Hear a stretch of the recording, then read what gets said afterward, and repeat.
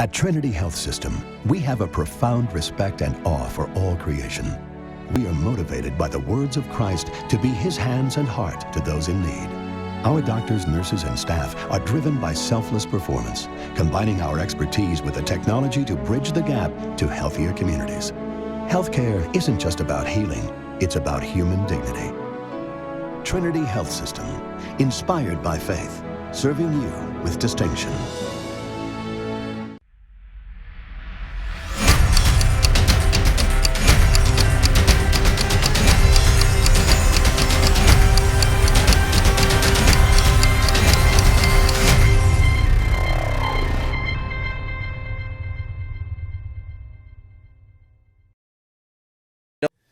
And we're in week 6. Welcome to the Star Sportscast. Mike Madison, Matthew Paisley, and look at Michael McElwain in the back. We can't see him. They can't see him. We've beaten him down. The few viewers we have, I don't even think they think he exists. He's just somebody we make fun of for somehow being in the room. And why not? Yeah. Right? He's just not talented enough to be on camera.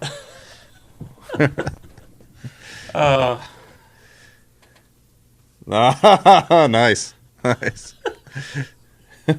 Hello, chap. I just couldn't resist because I like Coca-Cola, actually. Yeah, that's pretty cool. I like Coca-Cola. Okay, week 6, Steubenville Big Red hosts Akron St. Vincent St. Mary. Big Red is 2 in the region, 1 in the state in the AP poll. Akron St. Vincent St. Mary has lost 3 in a row, and the interesting thing, they have not scored an offensive touchdown during those 3 losses. No. That's not good. 3 losses to good teams. No, good teams, there's no doubt. Canada Prep, Mooney, and rival Archbishop Hoban coming to this one. So they're going to be fired up and hungry to get back on track. 2 great programs, 2 great football programs, and really this probably is the best game in the entire state, at least the eastern part of the state. You say they're and hungry? And they are hungry. And they're hungry. Okay, got you. Let's see. Big Red beat Dover last week, 57 45. 40. They think that's the highest scoring game in the history of Harding Stadium. Slugfest.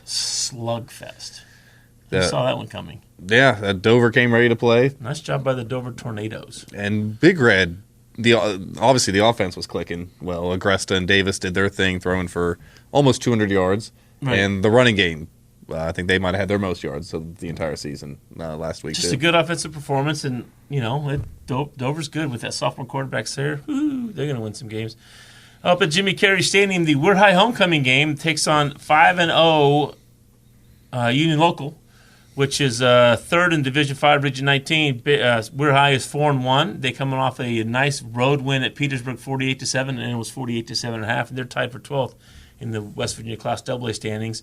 Union Local has Brian McWhorter at tailback, Shane Smolinack at quarterback, and that's just a really good 1-2 punch. Yeah, good. Again, 2 good offenses going at it. Weir needed that game to get back on track at Petersburg. They showed what they can do. Spencer, touchdown runs of 74 and 63 yards. He had a long passing touchdown too, so needed that to get back on track. That's going to be a good game. That's going to be a great game. I think it's going to both as good as both offenses are. What offensive line, defensive line takes over? Yeah, right. Because whoever can shut down the other team first. Because we are obviously raced to a 40-some point halftime lead. Union Local was up on Edison last week, 34-0. Smolinack had 3 touchdowns. It's going to be tough to stop him. It's going to be tough to stop McWhorter. It's going to be tough to stop Spencer, Henrietti, and Murphy, the weapons that Weir has on offense too. So could be another slugfest. Going to be a good one. St. C goes to Harrison. St. C is 1-4. I don't remember last time they were 1-4. Harrison came off a nice 23-0 win over Martins Ferry. Huge home win over Ferry after losing 2 in a row. Shutout. Yeah, big shutout by the defense. You talked to both coaches. What's up? Brett McLean says that they're kind of taking it slow this week. They need to settle down, focus. He said mental medicine. Mental medicine, I like that. And they need to get back on track, but it's not going to be easy. And he said they've had a tough schedule this week. Even Justin Kropka has said that St. C has had a tough schedule. But the games they've been in, I mean, they lost last week to Indian Creek 30-13, but they've been in close games against Coshocton, Cambridge, Ferry. So just a snap here or there, they could be 4-1. And Harrison Central's both losses were by a total of 4 points. Right, same with them too. So this is Kropka said they're two very similar teams going at it. Tyler West was held to under 100 yards rushing last week, despite beating Ferry. But he caught a long touchdown pass. Caught a long touchdown pass, but that gave Wyatt Elias a good chance to develop it better as a quarterback. Right. So he had 167 passing yards last week. So they're more dynamic on offense, Harrison Central, I think. I agree. So still going to be a good game between two classic programs there. No, I agree. Good game. Oak Glen goes to Edison. 7 o'clock game. Oak Glen's coming off a 28-0 loss at Warren Local. Edison's coming off back-to-back losses, losing to Beaver Local and at Union Local. Unfortunately for Edison, Don Rogers is out for the season, so that's never good when one of your playmakers is out for the year on both sides of the ball, which means you got to find someone to replace him, which means a little bit more pressure on Joey Nave and Seth Cade. Right.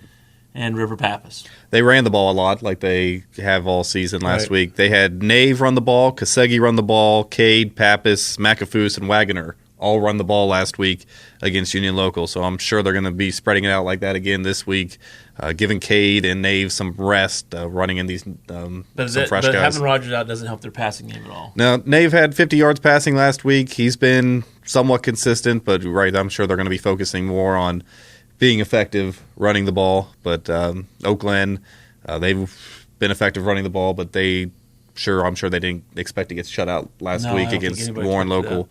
But the two teams looking to get back on track over Edison. All right, Toronto coming off a tough 31-30 loss at home against Shadyside. You were there, homecoming night. They go to 1-4 Conotton Valley. We know what the outcome's going to be. It's just Toronto's going to play a little chip on their shoulder. They get Bellsville next week before they take on a very good River team.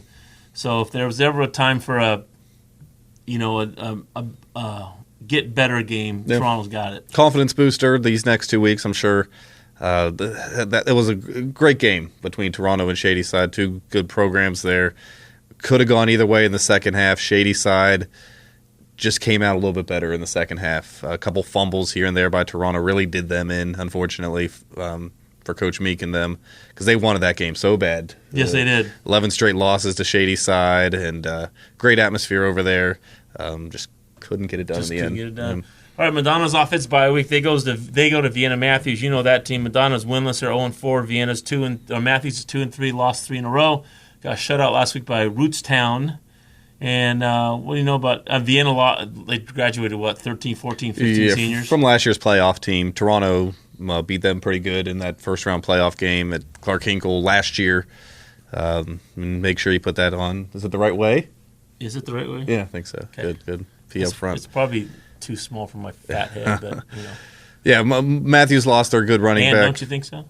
And I do believe. That's correct. Okay. Sorry. Matthews lost their good running back. So graduation. You're right. The only win they have this year is an Ashtabula St. John team, who Madonna has played in the past. So two similar-sized schools here. Could be a good experience for Madonna to try out a new team. They're looking for their first win. Yep. This is a fill-in game because the Madonna has scheduled St. John Central. We know they dropped football. I'm guessing football probably never come back at St. John Central would be my guess. And so they picked up Vienna Matthews home and home. So there you go. John Marshall at Buckeye Local, two winless teams. Both teams looking for the first dub. John Marshall loves to run the ball. Buckeyes coming off back-to-back, just not good. No. Not good outings at all. Whatsoever. Jared Moore had 112 yards passing, but Buckeye Local finished with around 90 yards total. Yeah, they just have a hard time moving the ball. Indian Creek, which has won 4 in a row, they had a nice 30-13 win against St. Clairsville last week, snapping an 11-game losing streak. They go to a Brooke team that's 0-5. The walking wounded, MASH, whatever you want to call. I've teasingly called Mac McLean, Sherman T. Potter, because he's overlooking the MASH unit. But one thing that Coach said is the fact that he said they're done talking about injuries. Sure. So if you're the third-string quarterback, Logan Williams started the season as third-string quarterback. He's now the starter. So, Logan, you're no longer the third-string quarterback who's the starter. You're the starter. Yeah, because they're still – And let's change our vernacular, change the way we think about things. And instead of you being the the guy who maybe should be. You're playing, you're starting, and you got to look at yourself as a starter. Yeah, and he played pretty well last week against Park. 9 of 19 passing, 157 yards passing, 2 touchdown passes. Yeah. So he's developing into that role, and by week 8, week 9, he'll be come next year. He'll be a veteran guy coming back. So it's good to get this experience now for him, develop into the varsity level. Yeah, because he's going to play. He's going to be a starter unless he gets hurt for 6 weeks. Sure. Yeah, which means he'll be the most veteran starter coming back next year. Yeah, good. And hate to see anybody go down with injuries, but this definitely benefits Williams in the long run. In the long run, because they've got Zeke Farmer playing. You got a bunch of kids playing. Because like I said, and you still got Chris Shikini and Alex Edgel are the 2 studs on. So there you go. And that's a 7:30 start over at Brooke High School Friday night. And the one Saturday game, Bel Air Steubenville Catholic Central at 8 p.m. Read my lips, 8 p.m. start, not a 7 p.m. start. 8 p.m. start. What time? 8 p.m. And it's 8 p.m. 8 p.m. On Thursday. On Saturday. At 6. At 8. Saturday at 8. Harding Stadium, Bel Air at Steubenville Catholic Central. Got it. Steubenville Central, look, their defense is playing really well. They had a outstanding performance last week at JFK, only allowing 1 touchdown, and that was a 72-yard run. Yeah, and the other one was an interception return. Yeah. So they defense came ready to go. It's just a shame the offense can't. Unfortunately, Justin Hartsfield might be out this week too, so Noah Fayak has got the start again, and the same thing with him, man. Yeah. You're now the starting quarterback. Mm-hmm. Whether it's time to go. Yeah. Bel Air's coming off a big win down there against back to Buckeye. back to back. They have 3 straight wins. They beat Harrison. They beat. I forgot who they beat. They beat JM, beat Harrison, JM, beat Buckeye. Yep. Now they get Steubenville Central. If they happen to take that one, that means they're back to being square in the playoff chase. Sure. Square in the playoff chase. Yep. So once again, that's an 8 p.m. start. On Saturday. What day? Saturday. And don't forget, Weir High's homecoming Friday night. 10 queens. They're all queens. They're all queens. Yeah. 10 of them. There you go. Maybe McElwain will get the red rose. Oh, my gosh. That'd be hilarious, wouldn't it? Yeah. It'd be really funny. I'm trying to figure out where you guys are going to go because I'm going to go watch Brook and Creek. And is that enough? Is that good? And what do you think?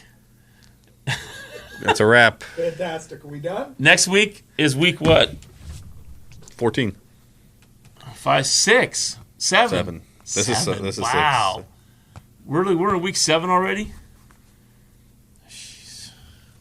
Almost baseball season. Good night, Mike. No. You're not eating anything till 4 o'clock tomorrow. Neither of us. We're on a cleanse. A cleanse? No, it wouldn't be cleanse. That'd be we're fasting. Usually I get in trouble when I don't bring him food. So instead of getting in trouble for not bringing him food, I'm just not bringing any food at all, either for myself. Okay. What? The other night I got you that wrap that you said wasn't yours, but it was totally yours. Totally. And I threw it away. You did. Cut that. I don't want to say.